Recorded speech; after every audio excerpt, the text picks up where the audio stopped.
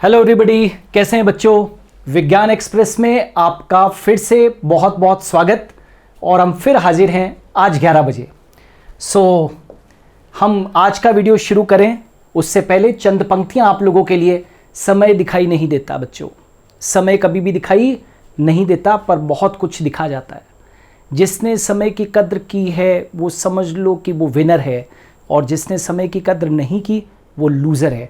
तो हमेशा ध्यान रखना, समय दिखाई नहीं देता पर बहुत कुछ क्या कर जाता है, दिखा जाता है। इन्हीं पंक्तियों के साथ में आज का वीडियो हम लोग शुरू करते हैं। और आज का जो हमारा टॉपिक है वो है जिम्नोस्पर्म्स, यानी कि अनावृत बीजी पादप। जिम्नोस्पर्म से स्टार्ट कर रहे हैं हम लोग। बहुत इंपॉर्टेंट टॉपिक है एग्जामिनेशन पॉइंट ऑफ व्यू से। आज का पहला question, name the tallest gymnosperm, है ना। वो कौन सा जिम्नोस्पर्म है जो सबसे टॉलेस्ट है, सबसे लंबे अनावृत बीजी पादप का नाम। तो सबसे लंबा जो अनावृत बीजी पादप है उसका नाम है सिकुआ। याद रखना, उसका नाम है सिकुआ सेमीपरवायरिंस। क्या कहते हैं उसे? सिकुआ सेमीपरवायरिंस। सिकुआ सेमी पर वायरिंस, सिक्वा सेमीपरवायरिंस। आप इसे रेड वुड ऑफ कैलिफोर्निया भी कह सकते हैं। Redwood of California, sequoia sempervirens. इसकी हाइट है 366 फीट। ये दुनिया का सबसे टॉलेस्ट जिम्नोस्पर्म है। आप इसे टॉलेस्ट प्लांट भी कह सकते हो। Sequoia sempervirens, redwood of California. Is it clear?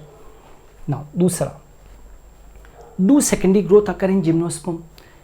क्या अनावृत बीजी पादपों में द्वितीयक वृद्धि होती है? तो हाँ, अनावृत बीजी पादपों में द्वितीयक वृद्धि होती है। अनावृत बीजी पादपों में द्वितीयक वृद्धि होती है।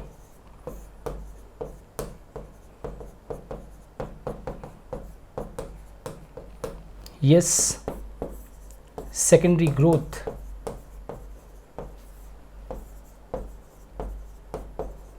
occur in gymnosperms. जिस तरीके से जो आप आवृत बीजी पादप पढ़ते हो, एंजियोस्पर्म्स पढ़ते हो, और एंजियोस्पर्म्स के अंदर जिस तरीके से डाइकॉट्स के अंदर सेकेंडरी ग्रोथ होती है, वैसे ही अनावृत बीजी पादपों के अंदर भी सेकेंडरी ग्रोथ होती है। जिम्नोस्पर्म्स के अंदर भी सेकेंडरी ग्रोथ होती है। Which pits are found in tracheids of gymnosperm? Very important. Which pits are found in tracheids of gymnosperm? अनावृत बीजी पादपों की वाहिनिकाओं में, ध्यान दीजिएगा, ट्रैकेट्स में कौन से गर्त पाए जाते हैं? तो याद रखना, which pits are found more in number in tracheids of gymnosperm, तो उनका नाम है बॉर्डर्ड पिट्स। एक्चुअली दो तरीके के पिट्स होते हैं, कभी आपने सेल बायोलॉजी के अंदर पढ़े हों तो एक होते हैं सिंपल पिट और एक होते हैं बॉर्डर्ड पिट। तो यहाँ पर जो होते हैं वो कौन से होते हैं? बॉर्डर्ड पिट्स होते हैं। बहुत इंपॉर्टेंट है, बहुत बार एग्जाम के अंदर क्वेश्चन पूछते हैं। परिवेशित गर्त, परिवेशित गर्त, bordered pits. Which pits are found in tracheids of gymnosperm? अनावृत बीजी पादपों की वाहिनिकाओं में कौन से गर्त पाए जाते हैं? कभी भी कोई पूछता है तो याद रखना, बॉर्डर्ड पिट्स पाए जाते हैं। What is the meaning of the word gymnosperm? Gymnosperm का मतलब क्या है?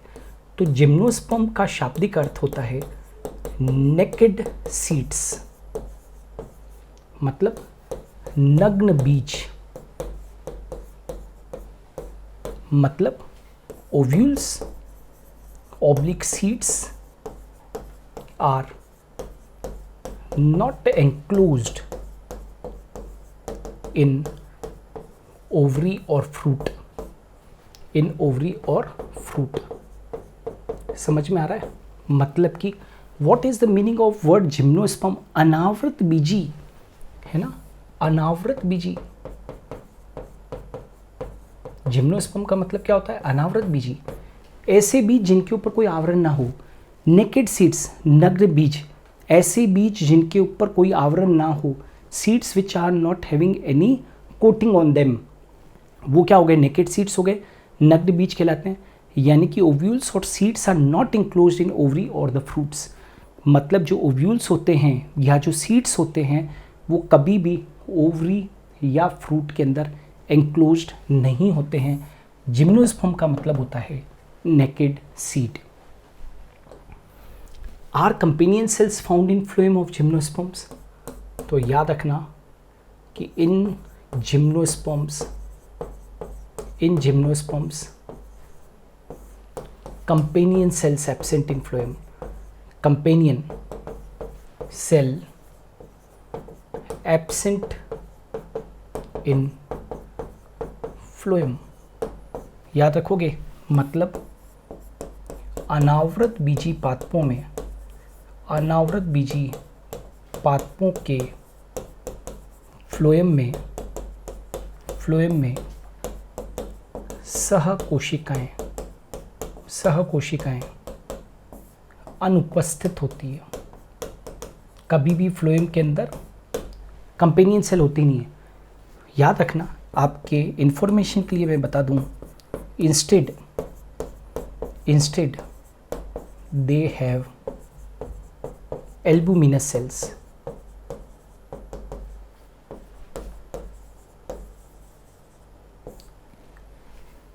इनमें एल्बुमिनस कोशिकाएं पाई जाती है, एल्बुमिनस कोशिकाएं पाई जाती है।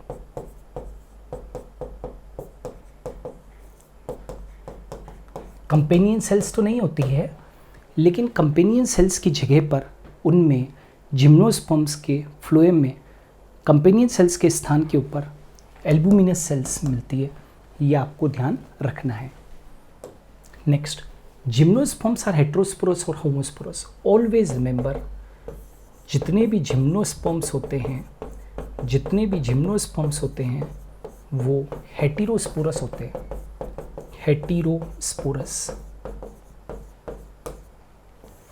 विषम बीजाणुक होते हैं, विषम बीजाणुक होते हैं। विषम बीजाणुक के अंदर दो तरीके के स्पोर्स होते हैं, माइक्रोस्पोर्स और एक होते हैं मेगास्पोर्स। दो तरीके के स्पोर्स बनते हैं, ठीक है। माइक्रोस्पोर्स यानी कि लघु बीजाणु, छोटे होते हैं, और एक और होते हैं जिनको कि हम बोलते हैं गुरु बीजाणु। तो माइक्रोस्पोर्स और मेगास्पोर्स। तो जिम्नोस्पर्म्स जो होते हैं, always remember they are heterosporous, विषम बीजाणु होते हैं। दो तरीके के उसके अंदर स्पोर्स होते हैं, माइक्रोस्पोर्स और मेगास्पोर्स। छोटे वाले लघु बीजाणु कहलाते हैं, बड़े वाले गुरु बीजाणु कहलाते हैं। Pollination in gymnosperm occur by which agency. अनावृत बीजी पादपों में परागण किस एजेंसी द्वारा होता है। आपकी इन्फॉर्मेशन के लिए मैं बता दूं कि जो पॉलिनेशन का जो प्रोसेस है वो दो ही कैटेगरी के प्लांट्स में मिलता है, या तो जिम्नोस्पर्म्स में या एंजियोस्पर्म्स के अंदर, ठीक है। तो pollination in gymnosperm occur by which agency, तो हमेशा याद रखना विंड के द्वारा होता है, वायु द्वारा होता है। और वायु द्वारा जो होता है उसको हम क्या बोलते हैं, एनीमोफिली, जिसको कि हम बोलते हैं वायु परागन, ठीक है। Pollination in gymnosperm occur by which agency. अनावृत बीजी पादपों में परागण किस एजेंसी द्वारा होता है। अनावृत बीजी पादपों में परागण किस एजेंसी द्वारा होता है। Pollination in gymnosperm occur by which agency, तो जिस एजेंसी से होता है उसको हम बोलते हैं विंड, वायु से होता है, यानी कि वायु परागण होता है। इसको हम एनीमोफिली के नाम से जानते हैं। What type of endosperm is found in gymnosperm? याद रखना, जिम्नोस्पर्म में हैप्लॉइड यानी कि अगुणित एंडोस्पर्म पाया जाता है। जिम्नोस्पर्म में हैप्लॉइड एंडोस्पर्म मिलता है। वाई? As इट इज़, पहले भी मैंने बताया हुआ है आपको, फॉर्म्ड बिफोर फर्टिलाइजेशन, क्योंकि ये फर्टिलाइजेशन के पहले बनता है।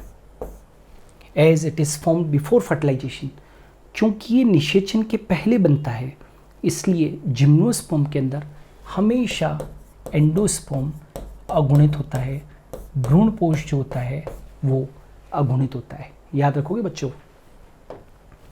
What type of leaves are found in conifers?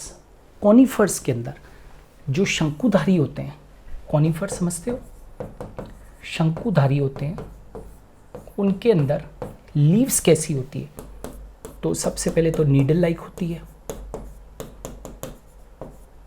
To reduce surface area, surface area को कम करने के लिए लीव्स नीडल लाइक होती है, सुई नुमा होती है, थिक क्यूटिकल होती है। थिक क्यूटिकल यानी कि मोटी उपत्वचा होती है, मोटी उपत्वचा होती है, नीडल लाइक होती है to reduce the surface area, thick cuticle होती है, थिक क्यूटिकल नीडल लाइक, और संकन स्टोमेटा, संकन स्टोमेटा यानी कि धसे हुए रंध्र। ठीक है, तो what type of leaves are found in conifers? Conifers के अंदर ये तीन चीज़ें याद रखनी है हमेशा। लीव्स नीडल लाइक होती है, सरफेस एरिया को रिड्यूस करने के लिए मोटी उपत्वचा होती है, थिक क्यूटिकल होती है, और संकन स्टोमेटा, धसे हुए इनके अंदर रंध्र होते हैं। ठीक है बेटा। What type of vascular bundles are found in stem of gymnosperm? ये बिल्कुल एंजियोस्पर्म जैसे ही होते हैं, बिल्कुल जैसे एंजियोस्पर्म्स के अंदर मिलते हैं वैसे ही स्टेम के अंदर, जिम्नोस्पर्म के स्टेम में भी वेस्कुलर बंडल्स मिलते हैं। What type of vascular bundles are found in stem of gymnosperm? अनावृत बीजी पादपों के तनों में किस प्रकार के संवहन पुल पाए जाते हैं? तो ऑलवेज रिमेंबर, तीन चीज़ें याद रखना। कॉन्जॉइंट, ये याद रखिएगा, conjoint, collateral, conjoint, collateral and open, यानी कि संयुक्त, संपार्श्विक, संयुक्त, संपार्श्विक और खुले प्रकार के।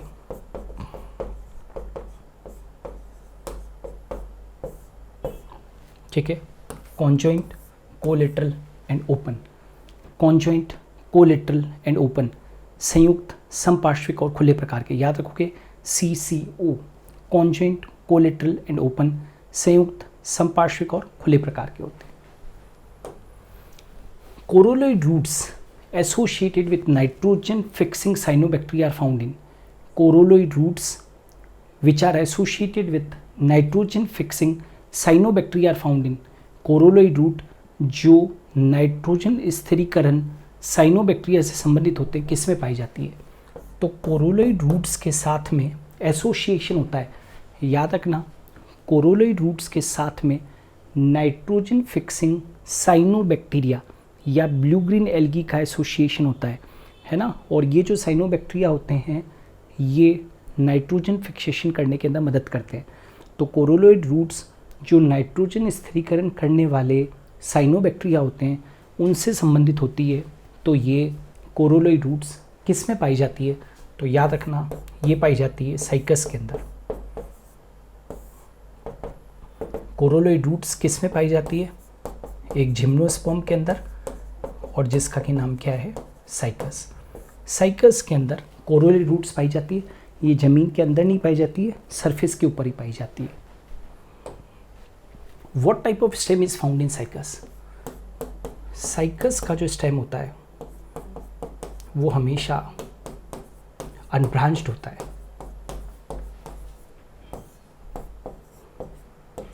अशाखित होता है। याद रखोगे, ऐसा होता है। ये जो साइकस का जो स्टेम होता है वो किस तरीके का होता है? ऐसे ऊपर क्राउन ऑफ लीव्स होती है और ये अनब्रांच्ड होता है। तो always remember, what type of stem is found in cycas, cycas का स्टेम किस प्रकार का होता है, तो वो अनब्रांच्ड होता है। ये देख सकते हो आप, ये अनब्रांच्ड स्टेम है। Name the order of gymnosperm where vessels are present in xylem. वैसे तो जिम्नोस्पर्म के जाइलम में, वैसे तो जिम्नोस्पर्म के जाइलम में वेसल्स नहीं होती है, लेकिन एक ऐसा ऑर्डर है, एक ऐसा ऑर्डर है जिसके जाइलम के अंदर, जिसके जाइलम के अंदर वेसल्स होती है ना, जहाँ जाइलम में वेसल्स प्रेजेंट होती है। ये एक्सेप्शन है, यहाँ पर वेसल्स प्रेजेंट है। अरे समझ में आ रहा है? वैसे तो जिम्नोस्पर्म्स के जाइलम में वेसल्स नहीं होती है, लेकिन यहाँ पर नीटेल्स एक ऐसा ऑर्डर है जिसके अंदर वेसल्स प्रेजेंट होती है। नीटम के अंदर, नीटेल्स के अंदर 3 मेंबर्स आते हैं, नीटम, वेलविशिया, नीटम, वेलविशिया और एफिड्रा। ये तीनों के तीनों इस ऑर्डर के मेंबर्स हैं और इनके जाइलम में वेसल्स प्रेजेंट होती है। क्लियर है? स्मॉलेस्ट जिम्नोस्पर्म, स्मॉलेस्ट जिम्नोस्पर्म का मतलब होता है not more than 10 inches, 10 inches से ज़्यादा नहीं होता है, बहुत छोटा होता है। और दुनिया का सबसे जो छोटा जिम्नोस्पर्म है, आज मैंने जब क्लास शुरू की थी तो दुनिया का सबसे टॉलेस्ट जिम्नोस्पर्म बताया था सिक्वा सेमीपरवायरेंस, और दुनिया का सबसे छोटा जो जिम्नोस्पर्म है वो है जामिया पाइजमिया, जामिया पाइजमिया। जामिया पाइजमिया जो है वो दुनिया का सबसे छोटा जिम्नोस्पर्म है। इसकी जो साइज़ होती है वो 10 इंच से भी छोटी होती है। Do gymnosperm produce flower?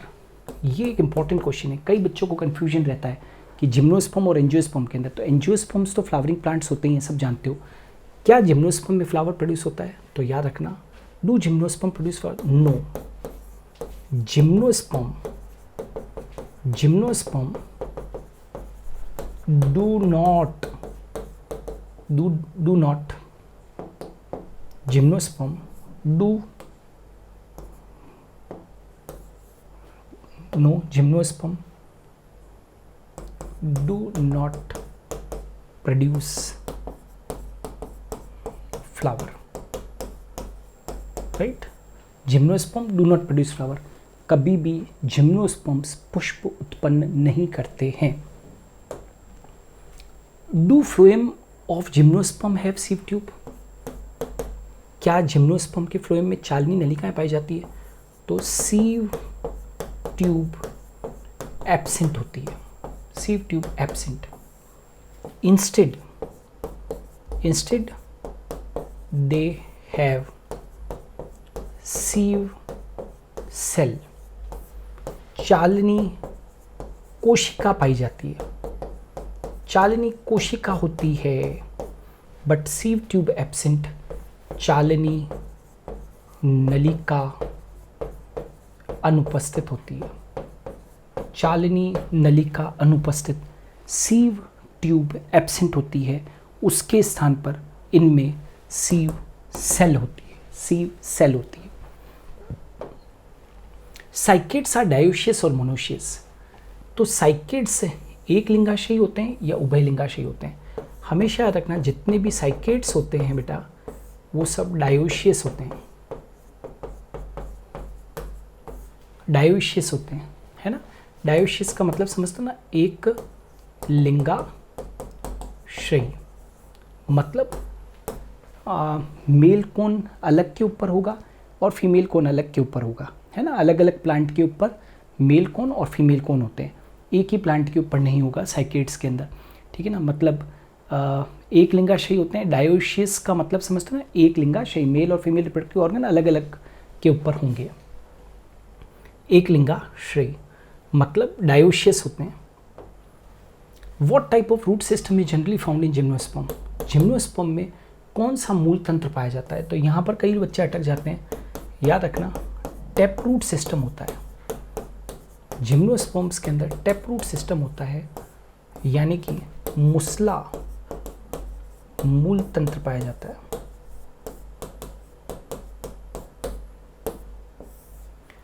Tap root system, gymnosperm में आमतौर पर कौन सा मूल तंत्र पाया जाता है? तो टैप रूट सिस्टम पाया जाता है। What does microsporophyll and megasporophyll arrange to form?